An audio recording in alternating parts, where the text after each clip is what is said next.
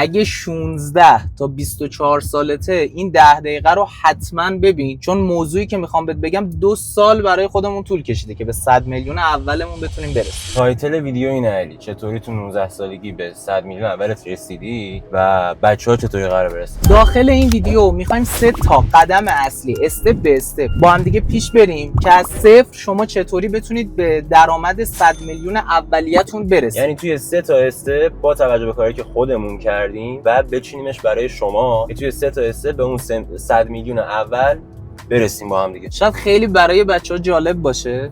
من خودم دانشجوی پزشکی ام، علی آریا این بغلم نشسته داداشمه، ما با هم دیگه این کار رو استارت زدیم و من تو سخت ترین بازه زندگیم که همون کنکور بود به این مرحله و به این مهارت رسیدم و از همونجا استارتش زدم و ادامهش دادم. داخل ادامه ویدیو میخوام بیشتر باهاتون راجع به مهارتی که خودمون داریم کار میکنیم ازش پول در میاریم بگم و مهارت هایی که شما کمتر از 1 سال بتونید به 100 میلیون اولتون از اون مهارت برسید. خیلی برای بچه‌ها شاید جالب باشه. الان ما شهری که داخلشیم، من خودم دانشجوی اون شهرم و کاری که ما میکنیم اصلا نیاز به حضور فیزیکی نداره. یعنی با از سیستممون رو جابجا میکنیم، لپتاپمون این برام و باهاش کار میکنیم. اصلا نیاز به زندگی ما رو نگاه کنی شاید 1 هفته یه جا نباشیم صبح تا شب چالش‌های مختلف. دیگه پزشکی دیگه فکر کنم بچه‌ها بدونن. علی یه شهر دیگه پزشکی میکنه، من یه شهر دیگه رشته مدیریت کسب و جالبیش اینه که اصلا کاری که داریم میکنیم هیچ ربطی به رشتهمون نداره. حالا چرا یکم مدیریت کسب و کار داره؟ این مدیریت کسب و کار دیگه تو هر مهارت رو تو بخوای توش انجام بدی بالاخره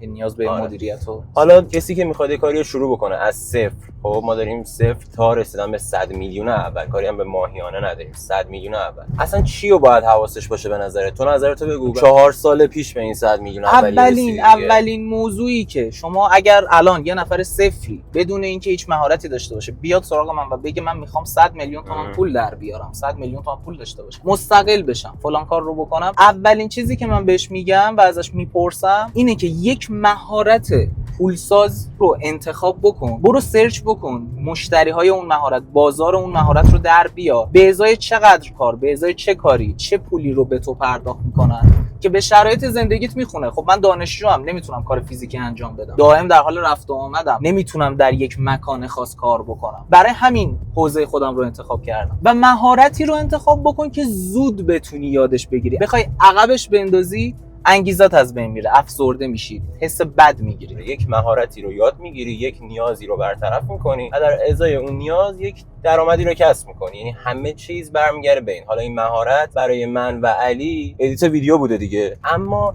صرفا همش هم علاقه نیست. یعنی باید بررسی کلی هم بکنی. یا آقا مثلا یه پروژهش اینقدره، من میتونم تا یک روز اینقدر پروژه بزنم. یه 2 تا 4 تا ساده بکنی. بر فرض مثال میگم توی ادیت یک ویدیو اینستاگرامی مینیمم 2-3 میلیون هست و در طی روز میتونی 2-3 تا ویدیو بزنی. خب این عدده میخونه، پس منطقیه که مثلا این کار شروع بشه. حالا دوباره میتونی بری تو حوزه طراحی سایت، تو حوزه برنامه‌نویسی، همه اینا رو باید ببینی.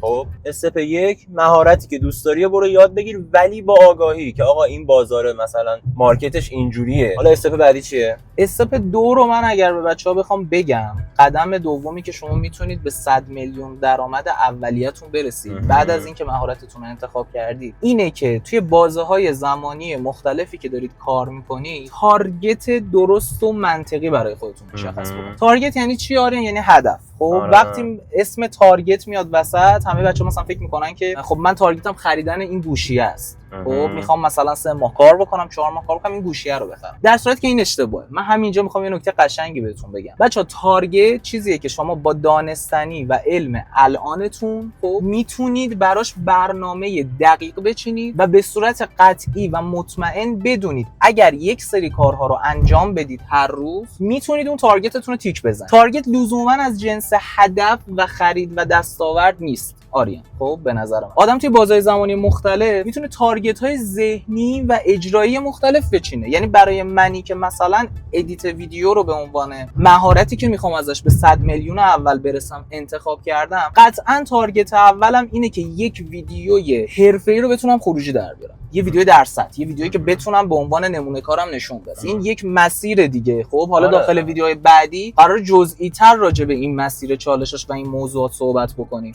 چیزی که قرار بهتون کمک بکنه، چیزایی که اجرا بکنید در جا بتونید نتیجه بگیرید و ببینید نتیجه و تاثیرش رو داخل زندگیتون. خب حالا تو وقتی تارگت گذاشتن رو یاد میگیری، میفهمی الان تارگت اول من نباید رسیدن به درآمد 10 میلیون باشه. بعضی از بچه‌ها من اینجا بگم فکر میکنن که مثلا رسیدن به 100 میلیون اول اینجوریه که من ماه اول 10 دارم، ماه دوم 10 همو میکنم 15، ماه سوم 15 رو میکنم 20. اصلا اینجوری نیست بچه‌ها. خب شما باید خیلی منطقی برای چیزهایی که میدونید هر کاری که انجام خیلی قشنگه ها. ببین تو میدونی الان من امروز برم این کارو انجام بدم، شب این نتیجه رو دارم. این اسمش میشه تارگت. الان من مهارتمو انتخاب کردم نسبت به آموزشی که حالا شروع کردم به دیدن. این آموزشه حالا مثال دارم میزنم، دارم خودم میذارم جای بچه‌ای که تازه میخوان شروع بکنن. هر مهارتی هیچ فرقی نداره. تارگت منطقی من برای درآمد برای استارت کارم چی میتونه باشه؟ خب این آموزشی که من دارم میبینم 100 جلسه داره. خب میتونه تارگت اول من این باشه که این 100 جلسه رو تموم کنم. الان خیلی دقیق تر من نمیتونم برنامه بچینم، خیلی دقیق تر نمیتونم مأموریت روزانه برای خودم مشخص کنم. یعنی تو داری میگی آقا چیز کلی تو ذهنت نباشه، همه رو بیار رو کاغذ، بتونی تارگت درست بذاری. 100% بچه‌ها ما قدم به قدم مسیری که رفتیم برای تیک زدن 100 میلیون اول همش با برنامه‌ریزی و دقیق بود و هیچ وقت فکرمون این نبود که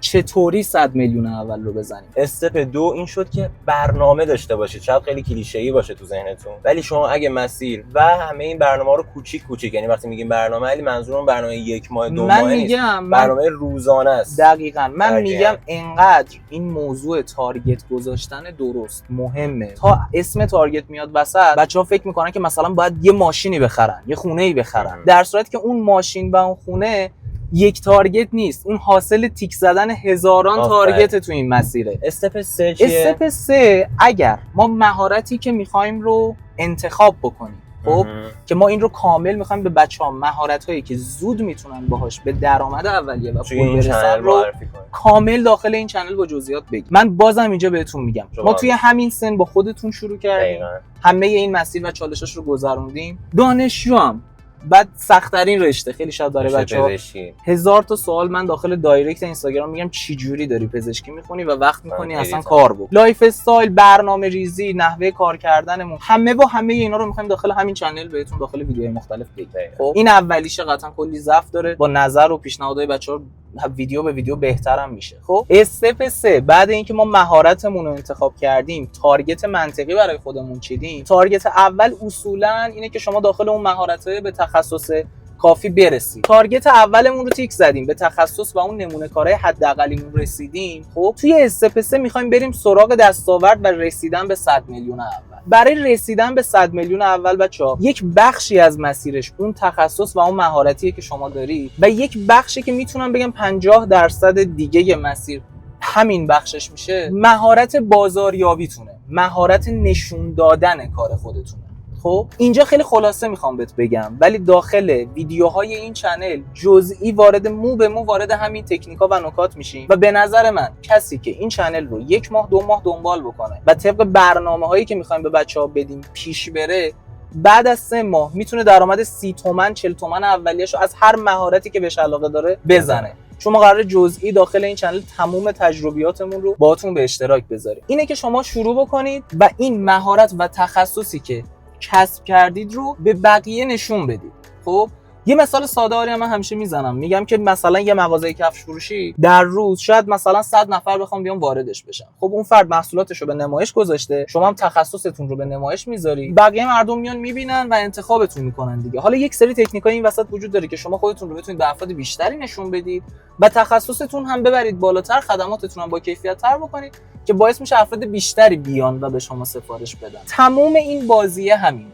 شما یک مهارتی رو یاد میگیری، یک خدماتی قراره به یک عده‌ای ارائه بدی، اون خدمات به ازاش 10 میلیون تومان، 5 میلیون تومان، 15 میلیون تومان دستاورد کسب می‌کنی و اون خدمات رو میای ارائه میدی. اگر به یک نفر ارائه بدی 10 میلیون تومان سود کردی، اگر به 2 نفر ارائه بدی 20 میلیون تومان سود کردی، اگر به 10 نفر ارائه بدی 100 میلیون تومان سود کردیم. پس بعد از اینکه ما مهارت رو کسب کردیم بخوایم بریم سراغ 100 میلیون اولمون، باید بشینیم فکر بکنیم که چجوری خودمون رو به افراد بیشتری نشون بدیم و خدماتمون رو با کیفیت تر بکنیم و لولش رو ببریم بالاتر، پروترش بکنیم و به 10 نفر این خدماتمون رو بفروشیم که اونا هم راضی باشن و ما بتونیم 100 میلیون تومان اولیه‌مون رو از این مهارت بزنیم که دقیقاً داخل روز 18 سپتامبر 2023 این ویدیوشه که حالا آریان براتون میذاره روی ویدیو، ما تونستیم 100 میلیون تومان اولمون رو داخل 1 ماه از مهارتی که خودمون داشتیم بزنیم و الان خدا رو شکر 2-3 سال گذشته علاوه بر این مهارت چندین تا موضوع دیگه اضافه شده، عدد رفته بالاتر، به درآمدهای خیلی بالاتری تونستیم برسیم و تماما